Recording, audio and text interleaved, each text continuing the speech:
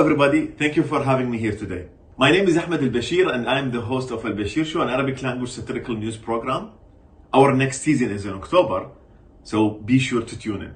I am from Iraq, a place that many of you have heard of because of things that we do not want to be known for. The theme of the Human Rights Forum this year is resilience. But we are resilient every year. So this is the Oslo Freedom Forum. This is interesting. I've never heard of this freedom or human rights for that matter. To tell you the truth, as a young boy, I really did not know what human rights were.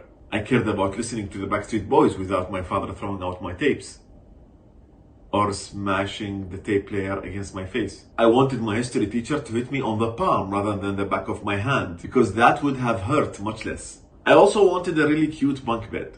I thought the top of it would protect me from IEDs or F-16s or B-52s or laser-guided missiles. Maybe those were human rights. The rights to the Backstreet Boys, the right to be hit on the palm, the right to have the bunk bed I wanted. But that isn't enough knowledge for me now. Right now, I'm just going to open and read the Universal Declaration of Human Rights, since I don't know what it says. All human beings are born free and equal in dignity and rights. What? Seriously? The rights of individuals will be subjected to...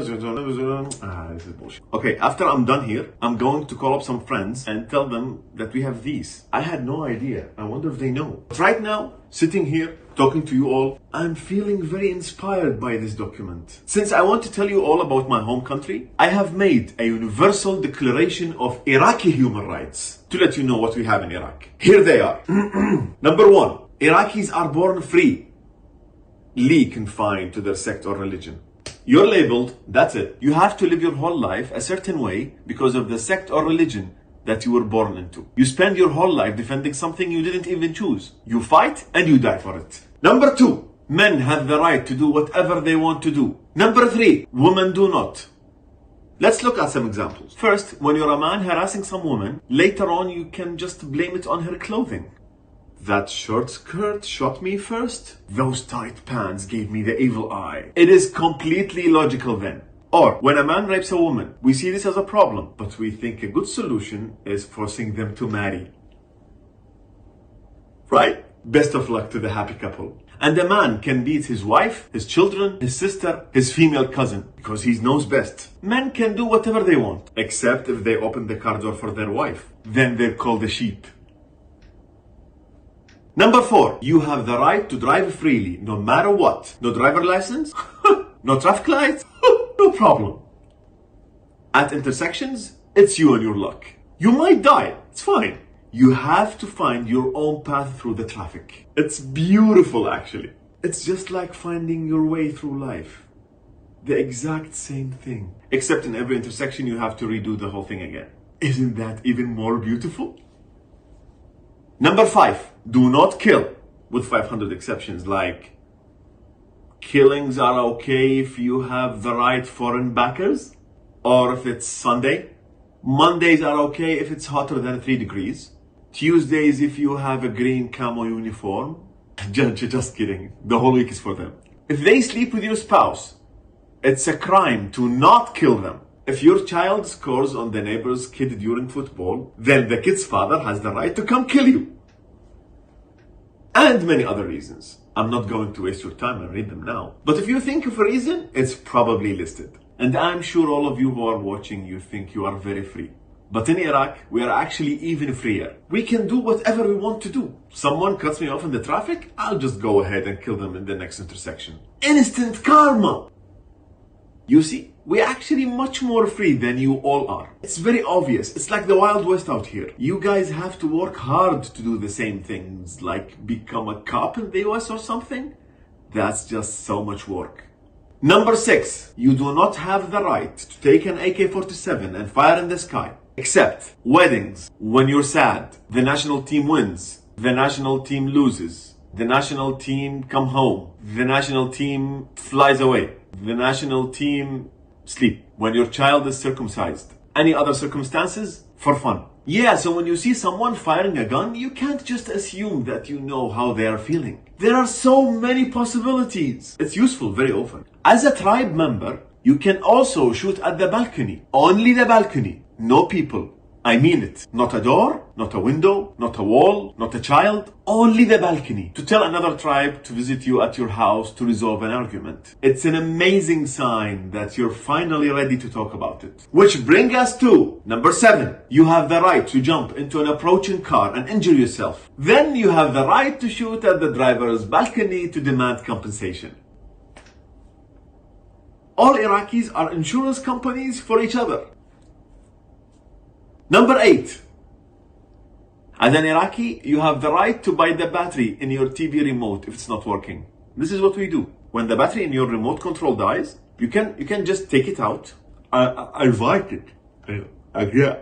And bite it. All over here. Don't touch this. Don't touch this. Only here. Only here.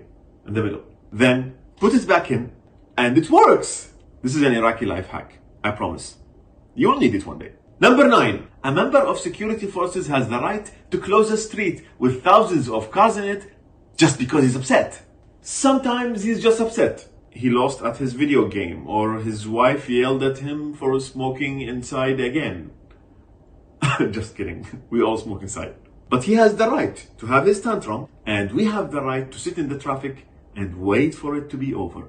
Number 10, you have the right to express your opinion on anything, religion, politics, social life, anything between you and yourself.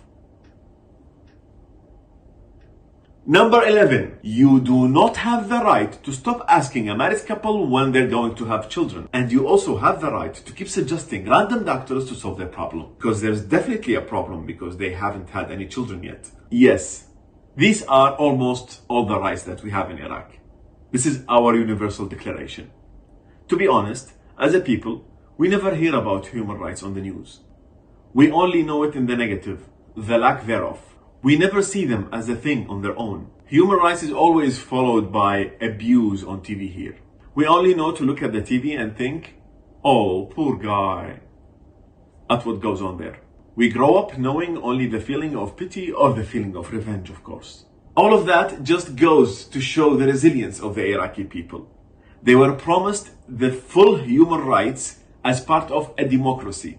But these rights still have yet to come. Even though we've never heard nor seen these things called human rights, our people still go out day after day to protest for them. If you ask our government and the militias though, they'd say, of course we have human rights. How dare you suggest otherwise? Don't argue with us. We've got guns, okay? How could you even suggest that you can't express yourself freely? Everything is fine. You said all you wanted to say, right?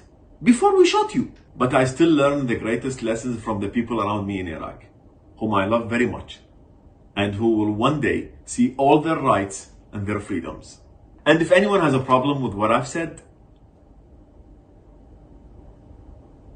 I don't know who you are. I don't know what you want. If you are looking for jokes, I can tell you I'm not funny. But what I do have are a very particular set of skills. Skills I have acquired over a very long life in Iraq. Skills that make me a nightmare for people like you. If you do have a problem with what I've said, go now. It will be the end of it. I will not look for you. I will not pursue you. But if you do, I will look for you, and I will find you, and I will shoot at your balcony.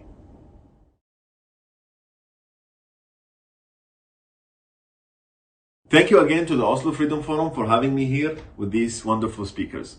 It's a pleasure to have been with you all. Thank you. Good night.